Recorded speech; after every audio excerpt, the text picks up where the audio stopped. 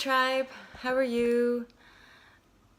I felt inspired today to talk about step 4, which is, pardon me, step 4 in the guidebook is all about feeling good and how we permission ourselves to feel good. And, depending on what kind of energy stream we're coming from, even just taking holidays and doing nice things for ourselves, that kind of stuff can actually be really challenging for some of us. And definitely what happens is that we don't let ourselves, or we make excuses, or we feel guilty. We might go on holiday, we might feel guilty, or we go away and like all of this default energy comes up, all of our old patterns rise to the surface, or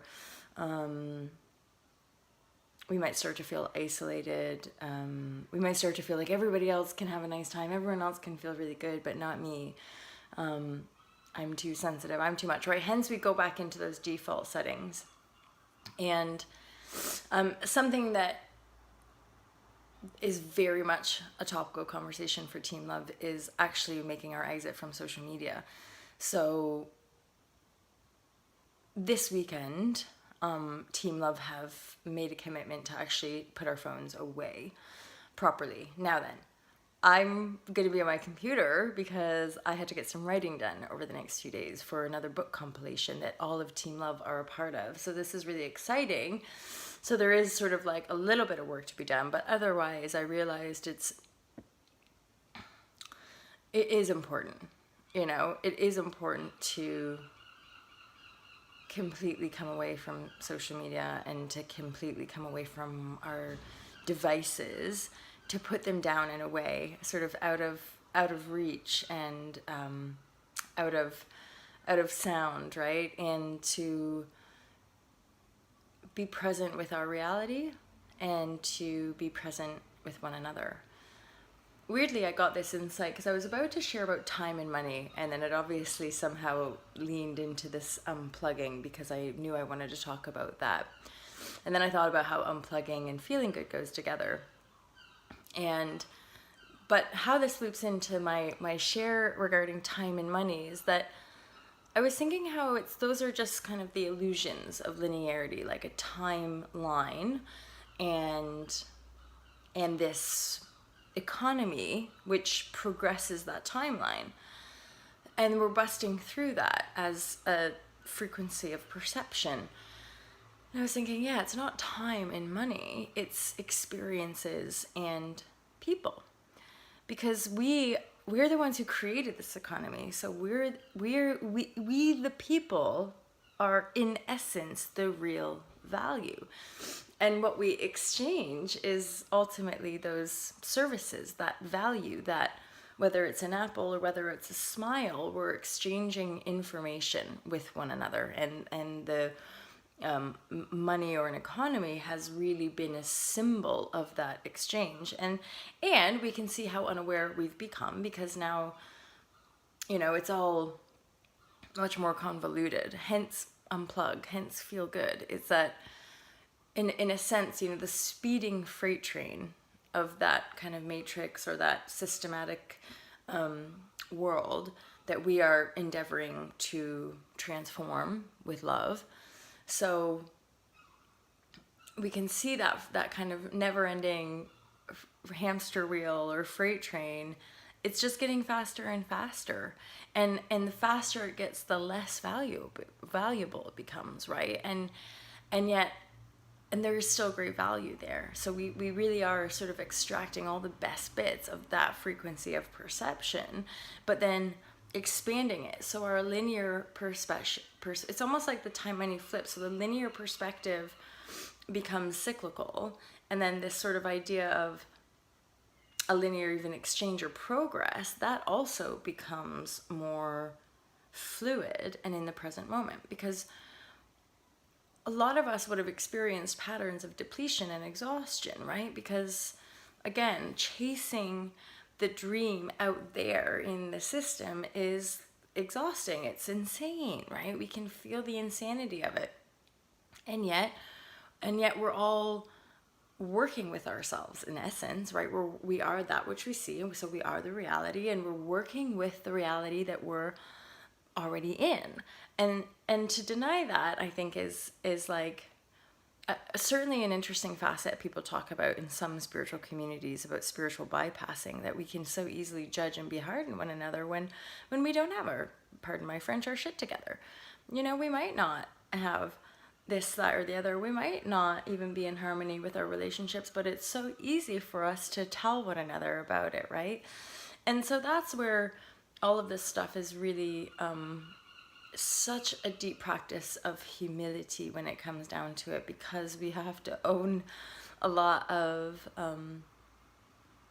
dark energy, dense energy, and yet the rewards are so beautiful. And the more we congregate and the more we share and the more we kind of relate on this level, the easier it gets, I promise you guys. On another side note, you know that Team Love are getting ready to launch our Zenful Zero Waste course. There's a waiting list for that. So if tribe members, you guys know that as tribe members, you guys get like discounts on all to Love products. So if you guys are wanting to get on the waiting list for the Zenful Zero Waste, then feel free to let myself or Katie know. That's going to be launching in September, and then we're going to launch the next 4 to 6 weeks after that launch, and then the last one's going to be launched early 2019.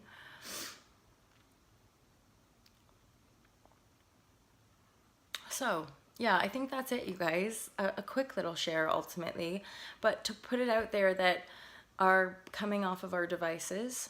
And that was something that was really kind of honed in yesterday. You know, it's not necessarily social media, but it's our phones. It's actually that tick of picking up our phones and checking stuff, right? And after having some meetings, that's something I'm like, okay, that is where it has to go to next, as far as like, it's fine.